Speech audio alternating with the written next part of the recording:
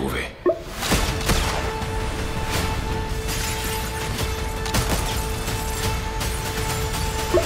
Salut à tous, c'est Antoine et aujourd'hui on sort les biscottos et les sulfateuses pour causer de Tyler Rake 2, le blockbuster made in Netflix avec Chris Hemsworth qui est disponible sur la plateforme depuis le 16 juin. Vous l'aurez compris, c'est la suite du premier Tyler Rake, déjà porté par Chris Hemsworth et qui avait fait partie des premiers cartons de Netflix dans le domaine du gros film d'action ricain. Enfin, si on en croit les chiffres très flous de Netflix, ce qui vous en conviendrait équivaut à croire un comptage de manifs par la police. Je ne vais pas y aller par 4 chemins, Tyler Rake 2, c'est cool. C'est même franchement assez ambitieux et spectaculaire pour ce qui est de l'action. On sent que ça prend les acquis du premier film, mais pour aller bien au-delà, donc au moins on n'est pas pris pour des jambons. Reste que narrativement, c'est toujours aussi vide et inintéressant, ce qui semble assez caractéristique des productions du genre chez Netflix, Amazon et les autres plateformes. Du coup, pour revenir un peu plus en détail sur Tyler Rake 2 et sur ce qui le rend, ma foi, sympathique et plus réussi que la moyenne, ça me paraît important de le replacer dans le contexte du cinéma d'action actuel. D'un côté, le retour d'un cinéma d'action exigeant, lisible en termes de montage et porté par de vraies performances martiales. Dans le domaine, c'est bien simple, The Raid et John Wick se sont imposés en étendard avec en ligne de mire l'héritage un peu perdu du cinéma de Hong Kong. Et de l'autre côté, on a le film de plateforme à gros budget, souvent pété de thunes pour pas grand chose et qui est bien fier d'arborer en miniature des stars comme Dwayne Johnson ou Ryan Reynolds pour compenser le fait que ces mêmes acteurs peinent à attirer des spectateurs dans les salles de cinéma. Sauf que souvent ces films ne se reposent que là-dessus et surtout pas sur des scénarios indigents et bourrés de clichetons qui n'ont pas eu droit aux réécritures habituelles qu'Hollywood impose sur des premiers jets forcément imparfaits. Et le truc, c'est que Tyler Rake et sa suite sont pile dans l'entre-deux. D'un point de vue de l'histoire et de l'exigence structurelle, ça ne fait aucun effort, mais il y a une véritable envie d'expérimentation de l'action confiée à des artisans talentueux. Mais vous allez dire que comme d'hab, on aime bien râler, mais je ne peux pas me contenter de caricaturer la démarche de production et d'acquisition de Netflix sous cet angle. C'est même ça qui est agaçant en fait. Netflix est capable de mettre en valeur de bons petits films d'action venus des 4 coins du monde et leur donner une visibilité qu'ils n'auraient pas eu ailleurs. Je pense notamment aux 2 balles perdues en France et je vous renvoie d'ailleurs à notre vidéo sur le sujet. Mais derrière, il y a aussi ces purs blockbusters d'algorithmes qui sentent bien souvent le truc rejeté par toutes les majors, mais sur lesquels les plateformes se jettent sans réfléchir pour alimenter leur catalogue. Et c'est d'autant plus dur de s'enthousiasmer pour ces trucs normatifs quand les frères Russo cherchent à devenir les chefs de file de cette approche. Sans doute persuadés d'être les rois du monde depuis Avengers Infinity War et Endgame, les 2 cancres de la caméra se présentent désormais comme les apôtres d'un cinéma d'exploitation 2.0 et décomplexé, surtout dans l'écriture et la production. Alors perso, j'ai même pas regardé la série Citadel sur Amazon, mais avant ça, le pathétique The Gray Man n'avait dupé absolument personne entre la débilité de sa narration digne des 80s et son montage analphabète noyé sous des tonnes de fumée et de VFX moche.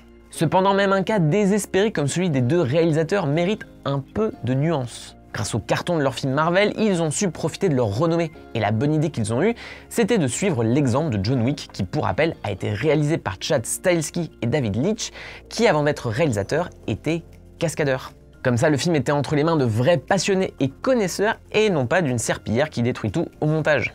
Dans le cas de Tyler Rake, les Russo ont confié le bébé à Sam Hargrave, qui a commencé chez Marvel en tant que doublure de Chris Evans sur Avengers et Captain America 2. Et petit à petit, il a gravi les échelons en devenant coordinateur des cascades et de l'action à partir de Civil War, et même en tant que réalisateur de seconde équipe sur les derniers Avengers. Alors certes, ce parcours ne faisait pas de Tyler Rake un grand film, mais on ne peut pas lui enlever ses velléités d'actionneur bien troussé. La règle est finalement simple, à partir du moment où les frères Russo laissent les questions de mise en scène à des gens compétents qui ont envie de faire leurs preuves, le résultat est forcément à l'avenant. Cela étant dit, Tyler Rake semblait tiraillé entre son envie de bien faire et son modèle quelque peu opportuniste. En gros, il faut que les gens parlent du film, de préférence sur les réseaux sociaux, donc il faut un truc qui claque. Et visiblement, le cinéma d'action moderne n'a rien de mieux pour ça que le plan séquence, à tel point que c'est déjà devenu un truc aussi rébarbatif que gonflant. Alors oui, c'est souvent spectaculaire, mais au-delà de la pure frime, on peut sérieusement se questionner sur sa raison d'être. À vouloir singer l'absence de coupe du jeu vidéo dans un éternel concours de quéquettes, le cinéma d'action contemporain contraint sa caméra à devenir une gêne, le danseur de trop d'une chorégraphie qui ne peut plus tirer sa dynamique du montage. À moins que le véritable problème ne vienne de l'exercice en lui-même, qui peine bien souvent à créer un crescendo satisfaisant pour justifier le tour de force. Et c'était un peu mon problème avec le premier Tyler Rake, qui avait surtout envie de montrer qu'il pouvait enchaîner d'une traite une course-poursuite en bagnole, une fusillade et un duel au corps à corps. Fort heureusement, Tyler Rake 2 n'a qu'un seul objectif, faire passer le premier volet pour un brouillon. On sent Sam Hargrave plus affirmé et son ambition renouvelée fait grandement la différence, d'autant que le long métrage assume une structure quasi identique à celle de son prédécesseur, ce qui rend le comparatif inévitable.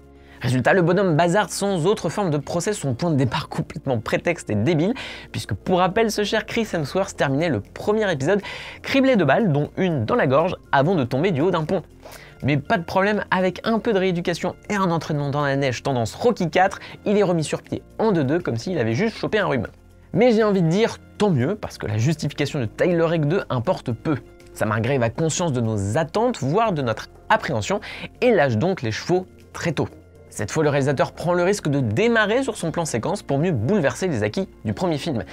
Et là, je dois lui tirer mon chapeau parce que j'avouerai que je lançais le film en traînant un peu les pieds et j'ai été mis sur le cul. En 20 minutes dantesques, Hargrave malmène de toutes les façons possibles le corps de Chris Hemsworth sans jamais perdre de vue la clarté d'une chorégraphie brutale qui semble sans répit. Le dévouement physique de l'acteur est évident et on perçoit son amusement à jouer avec une caméra qui ne cesse de se renouveler, soit en sublimant ses mouvements en les accompagnant, soit en s'accrochant directement à son torse pour refléter le moment où il est sonné après un mauvais coup. On en vient à pardonner les raccords numériques visibles car l'ambition du réalisateur et de sa star réside dans la fluidité impressionnante de cette gradation. Et surtout, par rapport au premier film, la prouesse se justifie, parce que c'est à la fois éreintant et surprenant, au point où j'ai passé tout le truc à me demander jusqu'où ils iraient. Ça commence comme une simple évasion de prison, puis ça vire à l'émeute barbare, qui rend d'ailleurs un bel hommage à The Raid 2, et puis ça enchaîne avec beaucoup de maîtrise, course-poursuite en bagnole et bagarre dans un train, le tout en permettant à la caméra de s'affranchir de la matière. Il y a quelque chose de vraiment ludique, et la surenchère évoque pour une fois l'énergie d'un jeu vidéo.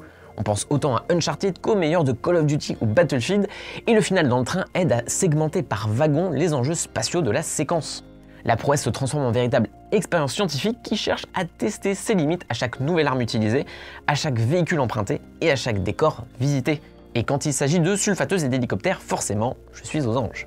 Par rapport à ce que je disais tout à l'heure, la caméra est réellement prise en compte dans la proposition. L'idée n'est pas juste de montrer que plus c'est long, plus c'est bon, mais la caméra doit faire partie intégrante de la chorégraphie de l'action, et ne pas juste se positionner là où ça ne gêne pas. Et là-dessus, on sent que Tyler Rake 2 a fait ses devoirs et réfléchit sa mise en scène et son tempo avec pas mal de virtuosité, ce qui lui évite de juste montrer que c'est lui qui a la plus grosse, et promis, j'arrête avec les métaphores sur les tailles de zizi. Bon, la contrepartie, c'est qu'on peut reprocher au film de ne jamais transcender ce premier tiers magistral, et il faut bien admettre que l'ensemble a la mauvaise idée de rendre l'action de plus en plus intime à chaque séquence, ce qui marcherait si on avait une attache émotionnelle envers les personnages. Et spoilers, c'est pas le cas. On nous ressort le coup du soldat qui n'a pas pu sauver son fils malade, mais il regarde des vidéos de lui sur son iPad, et il veut se racheter en devenant une figure paternelle de substitution pour le gamin qu'il sauve. Super. Je plains surtout Goldshifté Farahani qui a toujours rien à jouer depuis le premier film, si ce n'est l'acolyte badass du héros qui fronce les sourcils. Et j'en profite pour vous recommander le très sympa Un divan à Tunis dans lequel elle est géniale. Pour autant, on ne saurait enlever à Tyler Rake 2 la sympathie qu'il dégage, et pas seulement à cause de la belle gueule investie de son comédien principal. Sam Hargrave se la joue petit chimiste et jongle habilement avec ses référents. Alors attention, ça n'atteint clairement pas la maestria des modèles hongkongais qu'il convoque, mais le cinéaste s'est posé les bonnes questions et aborde chaque set piece comme un Rubik's Cube dont il faut révéler toutes les faces. Qu'il filme un immense building ou une petite église délaissée, chaque séquence exploite son concept à son plein potentiel, que ce soit en termes d'accessoires ou d'éléments de décor qui peuvent rentrer dans l'occiput d'un adversaire. Certes, on devra se contenter une nouvelle fois d'environnements urbains d'Europe de l'Est assez tristounes, mais Hargrave y puise une certaine inventivité où l'action over the top est mise en valeur par de vrais moments de suspense, et je pense notamment à un rebord en verre en pleine altitude qui rappelle les belles heures de Jackie Chan.